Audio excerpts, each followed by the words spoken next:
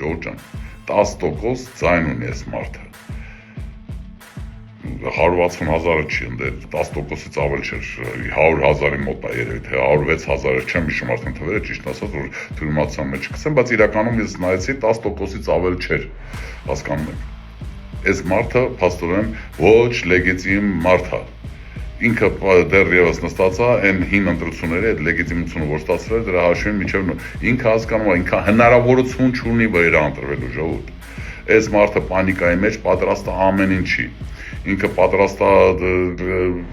մարդկանց բերանը փագի տանի նստածնի ոչ մի բաների համար, հասկանում եք, հոգեբանորեն ուզում է հոգնածնի մարդկանց, որ մարդիկ հիասթափված չգնան ընտրության, ժողովուրդ ջան, այս լավ հիշեք։ Ինքը փաստորեն այսօր մաքսիմում կարողանա հավաքի իր սաղ ռեսուրսներով 300,000 ինքը պարտված է լինելու։ Ինքը բայց կկրի մենակ մի դեպքում, երբ որ դուք ամեն մի ձայն եք, ամեն երիտասարդ, ամեն տարեց մարդ, եթե ալարի ասի ամեն ինչ մեր տեղը որոշված է ու չգնա, այդ ժամանակ մենք բոլորս կպարտվենք, կընկնենք այս խելագարի, այս